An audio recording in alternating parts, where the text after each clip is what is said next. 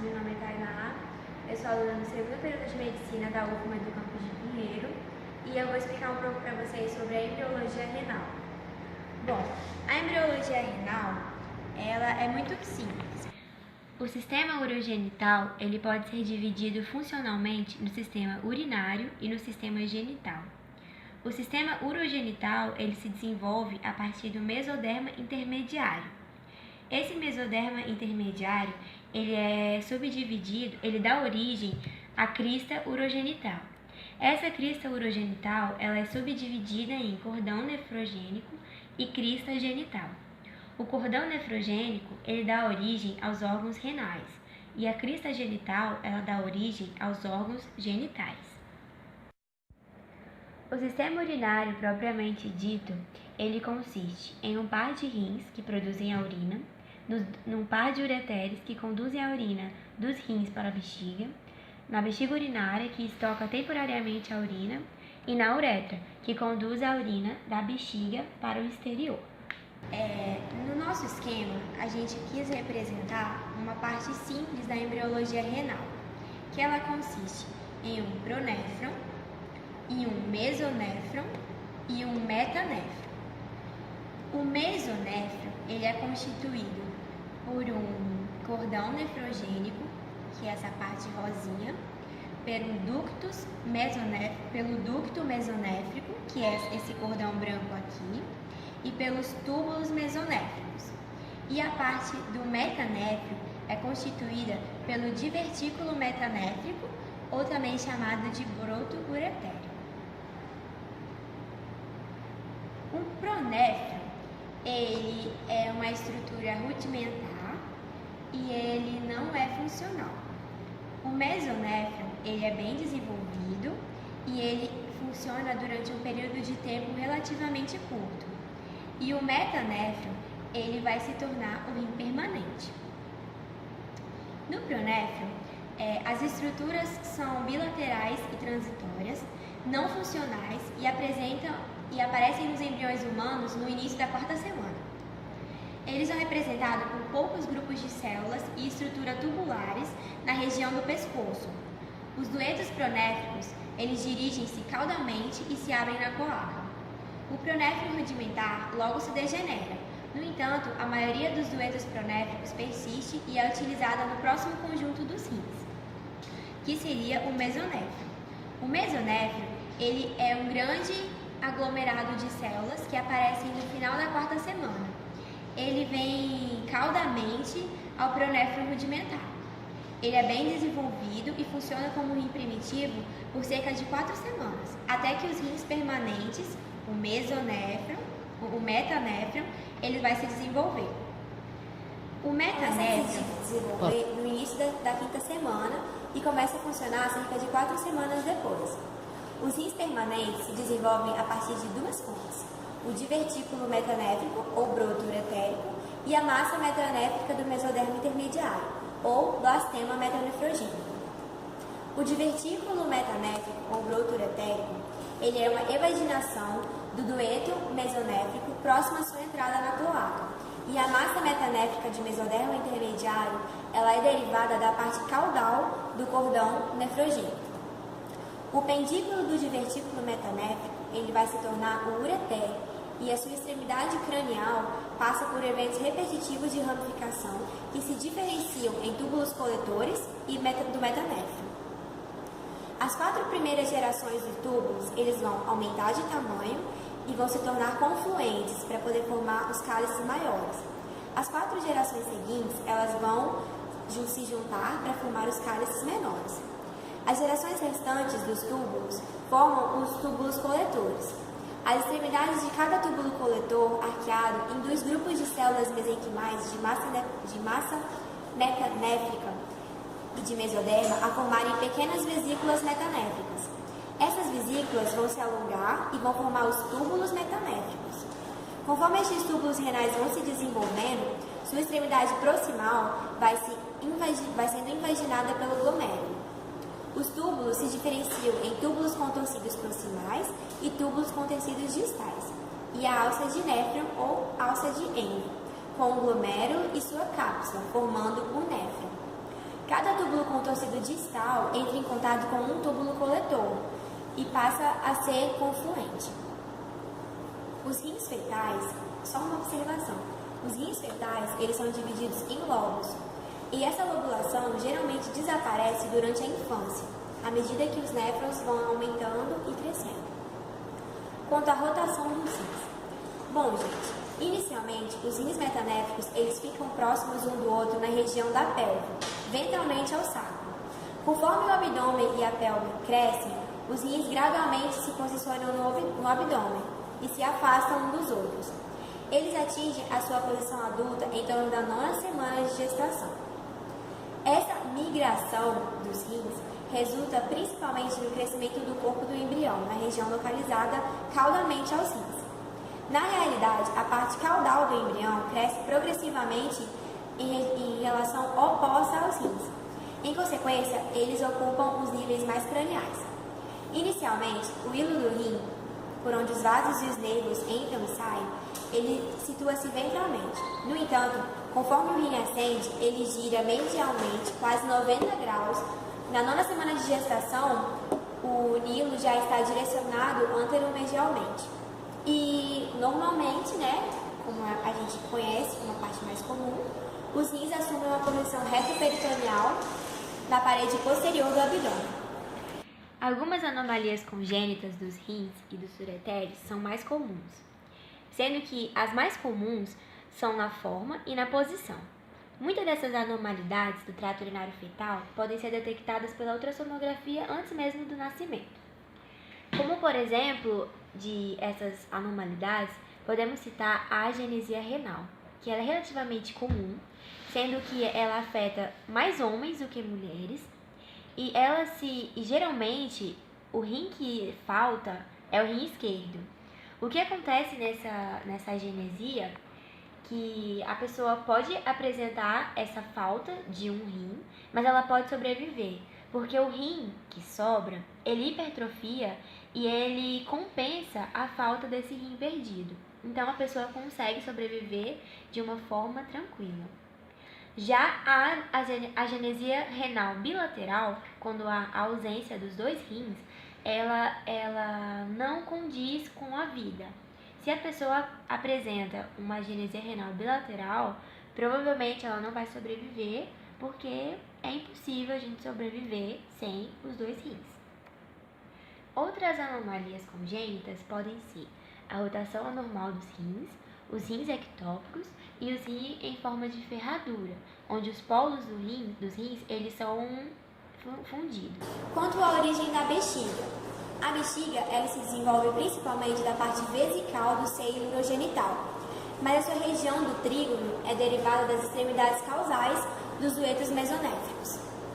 O seio urogenital ele é dividido em 3 partes. Uma parte vesical cranial, que forma a maior parte da bexiga e é contínua com o alantoide. Uma parte pélvica mediana, que se torna a uretra no colo da bexiga e a parte prostática da uretra nos homens e toda a uretra nas mulheres.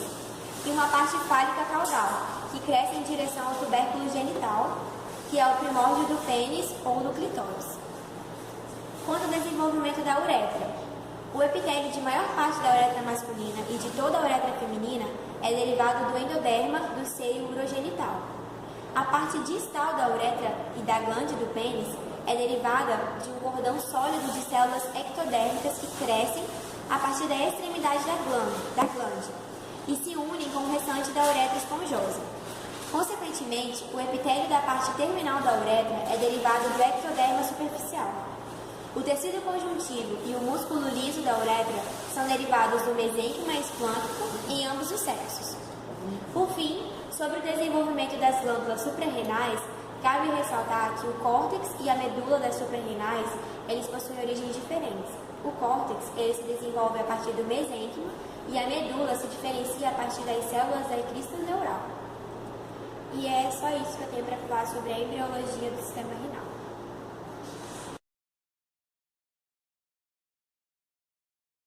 De medicina da UFMA Campus Pinheiro. E agora eu vou falar um pouco sobre a anatomia do sistema renal.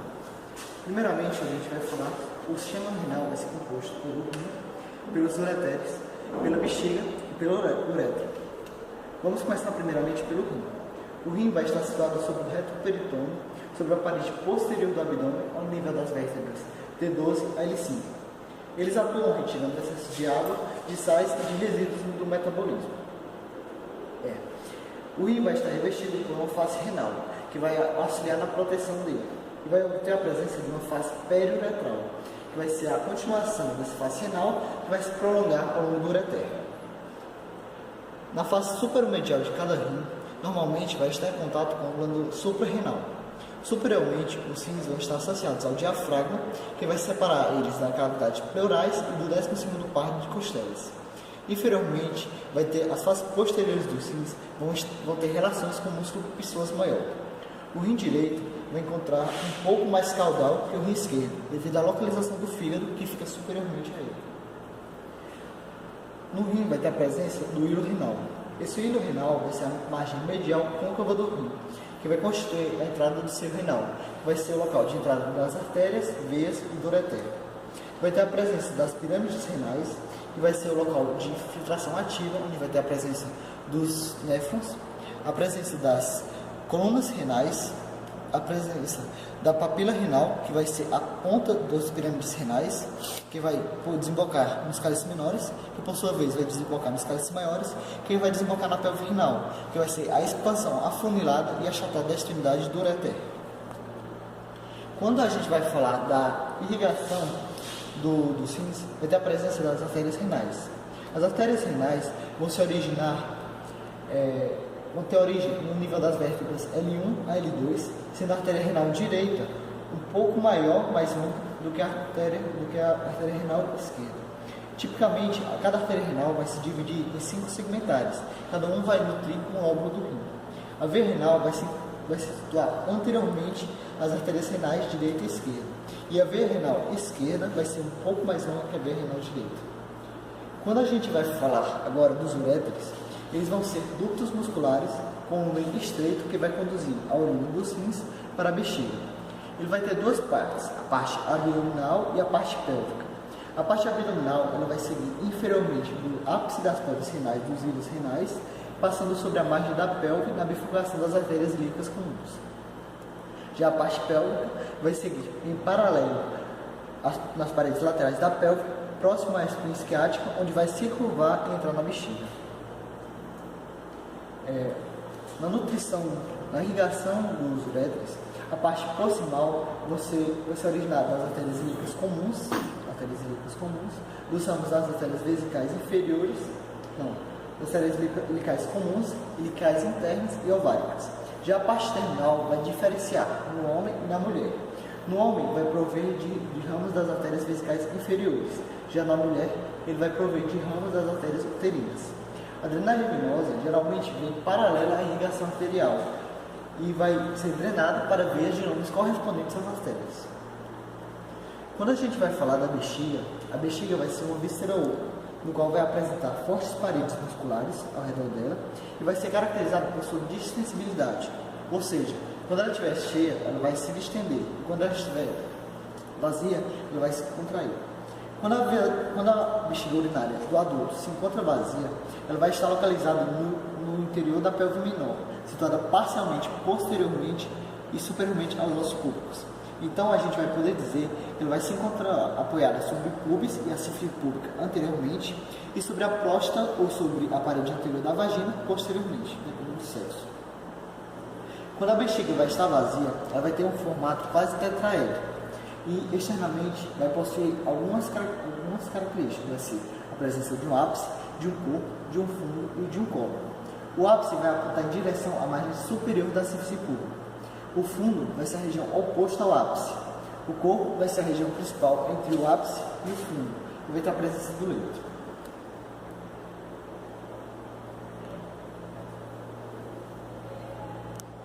Tem a presença na bexiga também do trígono da bexiga.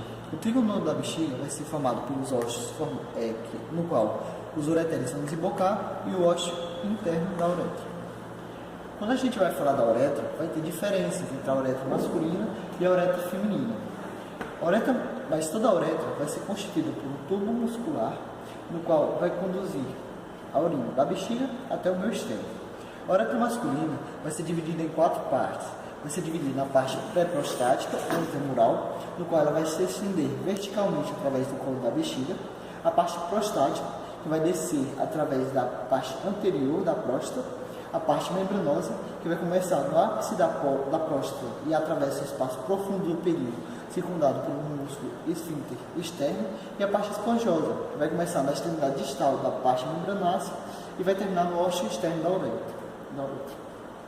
No nosso caso, a gente fez uma uretra feminina.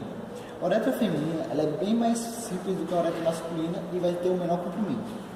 A uretra feminina ela vai seguir anterior-inferiormente ao ósseo interno da uretra até o ósseo externo da uretra, que vai estar localizada no vestíbulo da vagina, que vai ser a fenda existente entre os lábios menores. E aqui a gente acaba a parte da anatomia.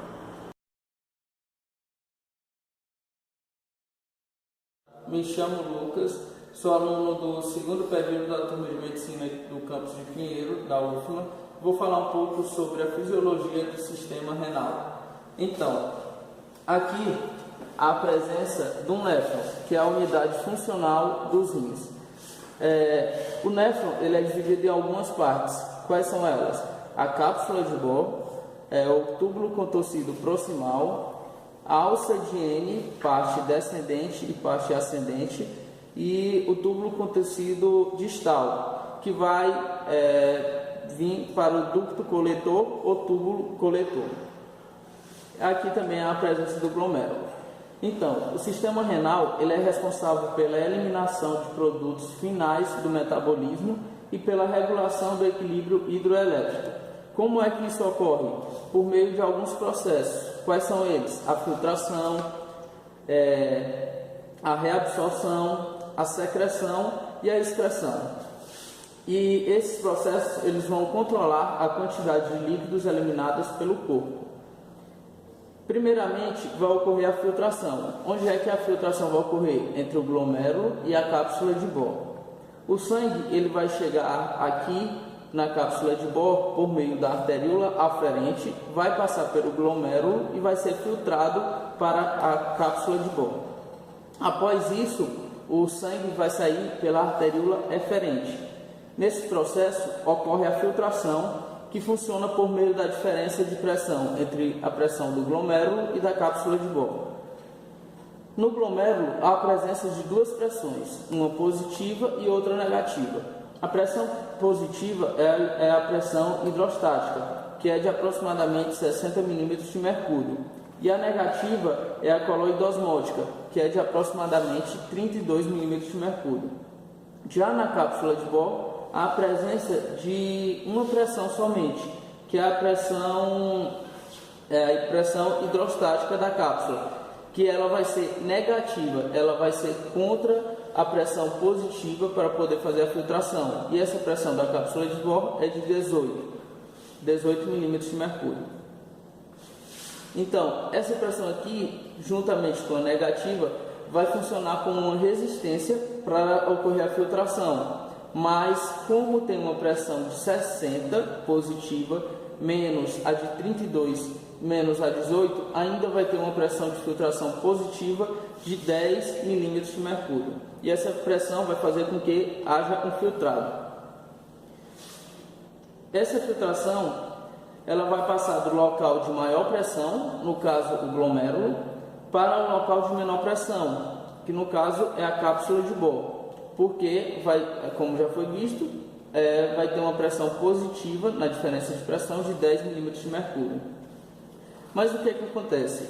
Apesar de ser somente 10 mm de mercúrio, essa filtração ela não é seletiva. Vai passar muita coisa para cá, eletrólitos que são fundamentais para o corpo. Então, o que vai ter que acontecer? Vai ser necessária a reabsorção de substâncias ao longo do resto das unidades funcionais do néfron.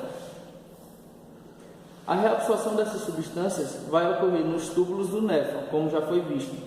Alguns sofrem a ação de alguns hormônios, como o ADH, que vai atuar no ducto coletor ou túbulo coletor.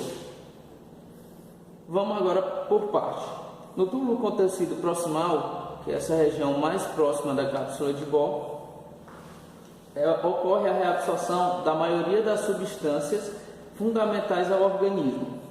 Nessa porção é reabsorvida cerca de 65% da água que passou aqui pelo glomérulo, pela filtração.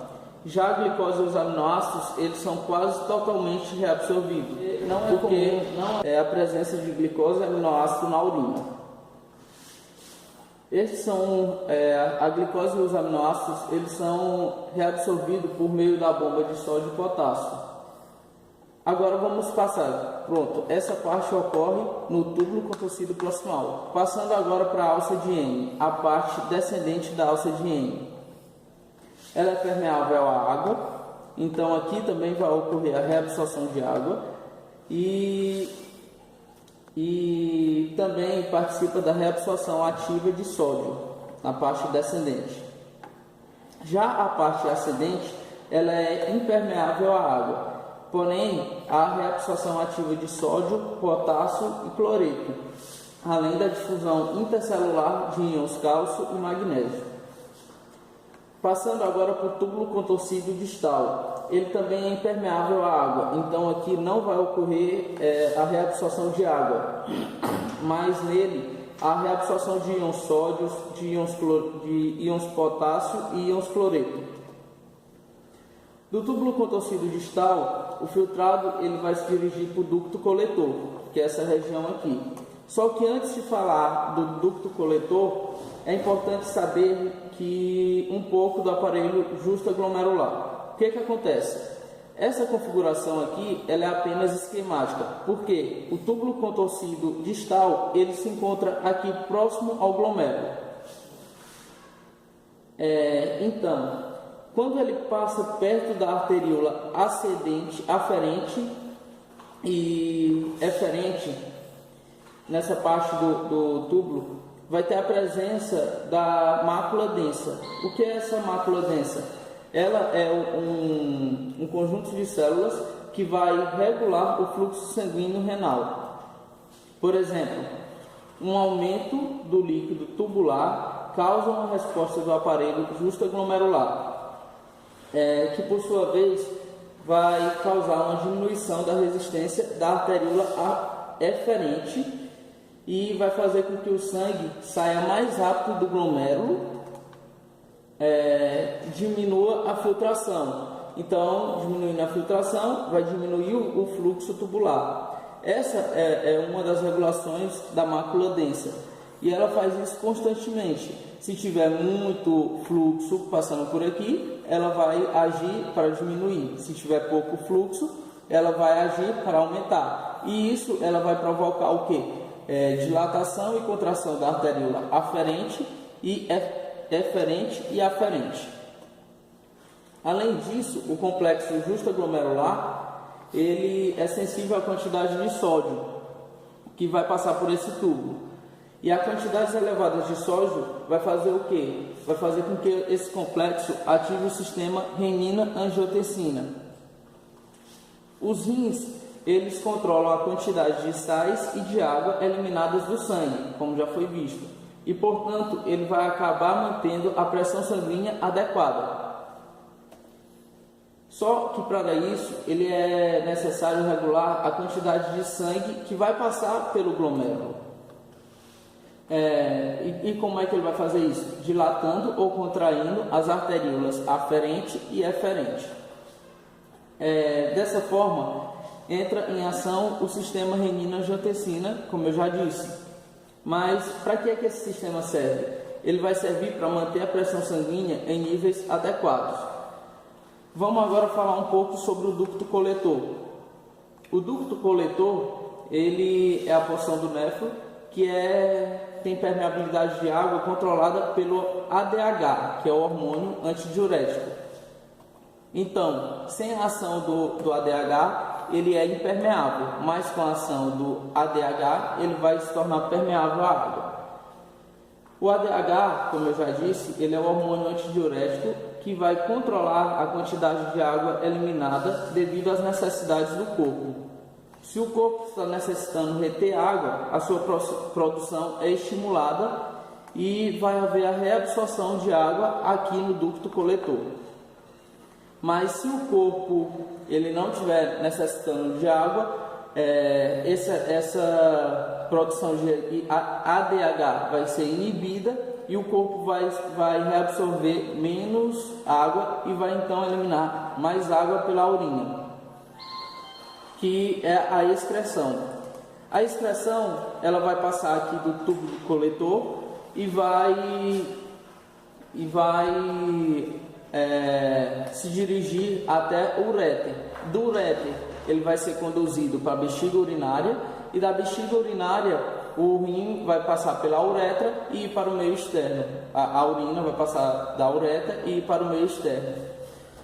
Então, basicamente é isso o que temos da fisiologia do rim. Aqui é um resumo da fisiologia, porque ele é um assunto muito extenso que precisaria de mais tempo para ser falado com mais detalhes. Então, é isso. Meu nome é Aline Araújo, eu sou do segundo período de medicina da UFMA, Campus Pinheiro, e agora nós vamos trabalhar um pouco sobre a farmacologia e a bioquímica do sistema urinário.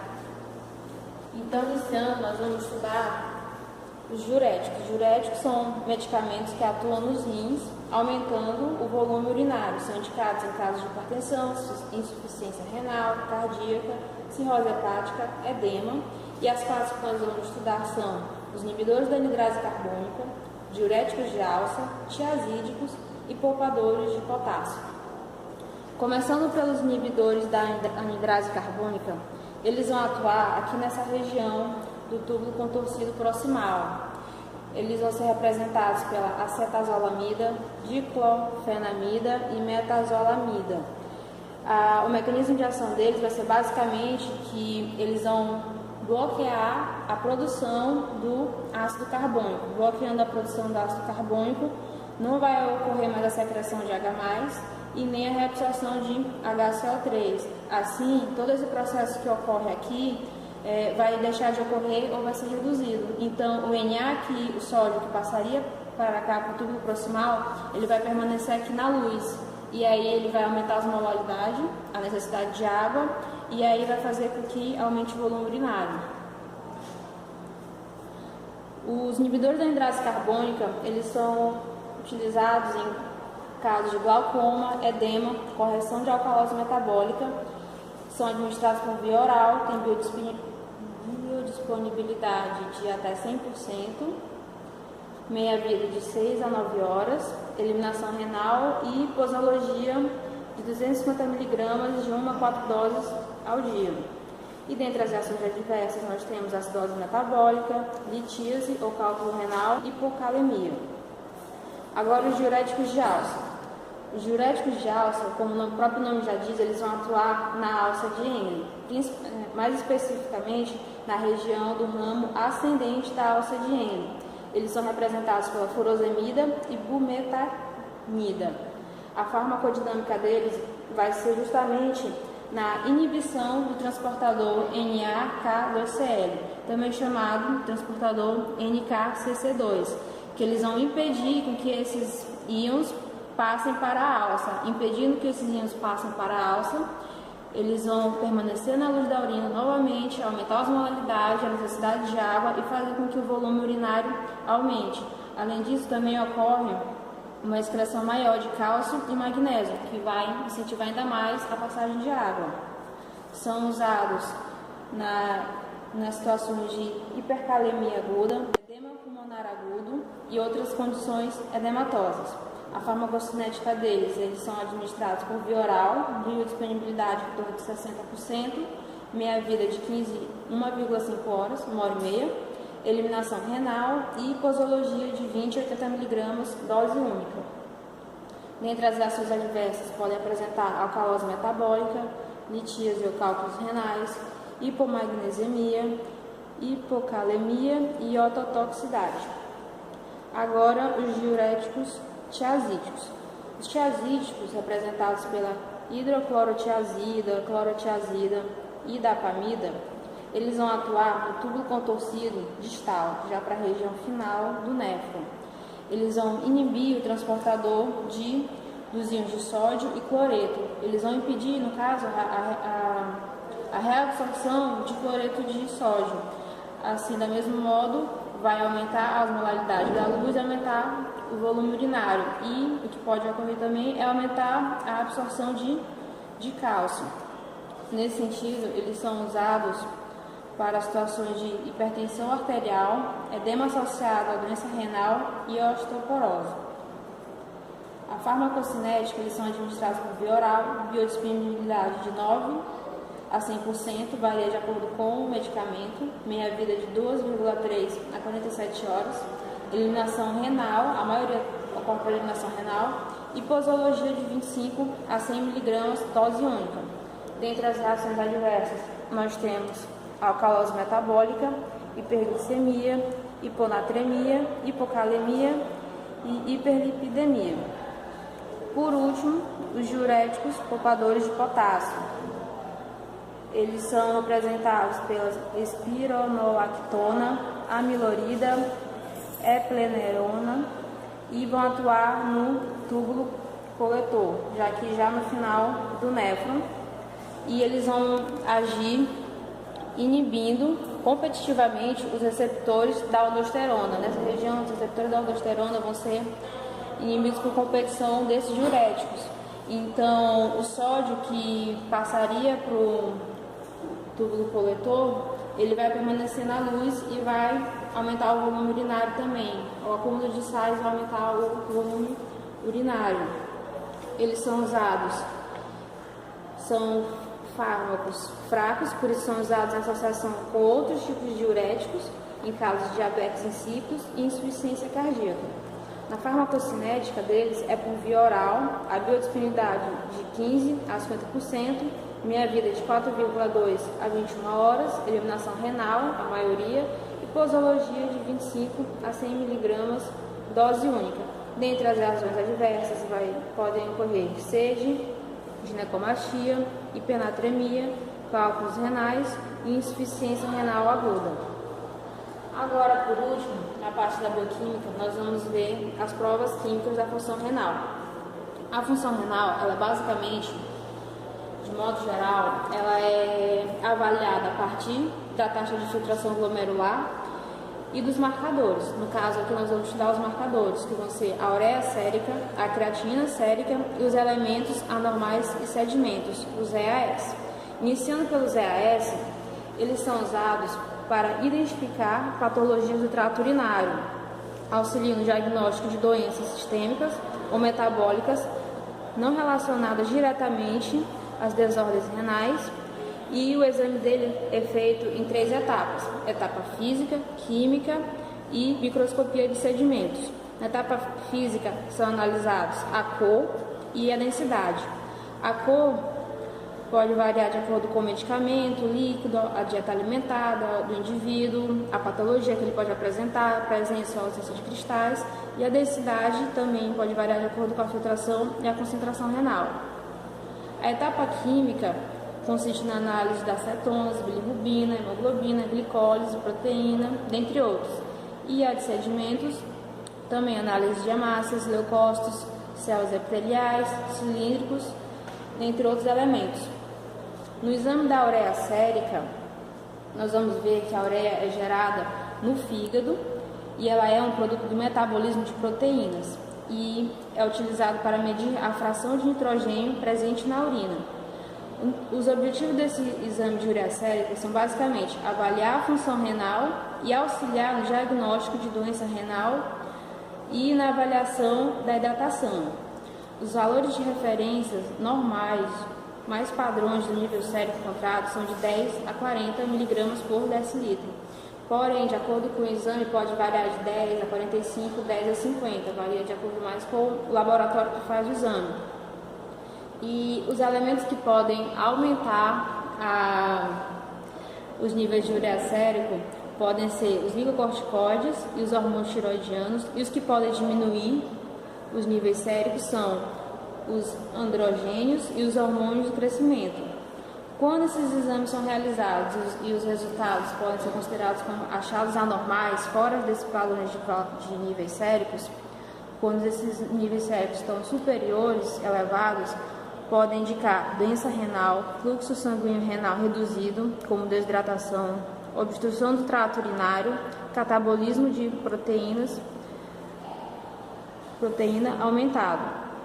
E já quando esses valores estão abaixo, podem indicar doença hepática grave, desnutrição e superidratação. E por último, o exame de creatina sérica, que a creatinina é um produto do metabolismo da fosfocreatina. Ela é proporcional à quantidade de massa muscular do organismo. Os valores de referência dela são em torno de 0,7 a 1,5 mg por decilitro. O exame de creatina sérica tem como objetivo avaliar a filtração glomerular e rastrear a lesão renal com os níveis de ureia, um exame que é associado à ureia sérica. E uma observação importante que, além de observar não só os valores absolutos dos resultados dos exames, é importante também avaliar a evolução desses resultados. Por exemplo, quando esses resultados apresentam um nível crescente da creatinina, eles podem indicar um dano renal. Já o nível decrescente pode indicar melhora da função renal. E outra coisa importante é o clearance de creatinina, que na prática é o resultado, porque ele vai determinar a eficiência com que os rins eliminam a creatinina do sangue. Eles expressam o volume do sangue em ml limpo de creatinina em 1 minuto. E os níveis de creatinina anormais indicam que em torno de 50% dos néfrons podem estar danificados. E os valores de referências do clearance de creatinina podem ser variados, que varia de acordo com o sexo e a faixa etária. E tem como objetivo avaliar a função renal também, a filtração glomerular e monitorar a progressão da insuficiência renal.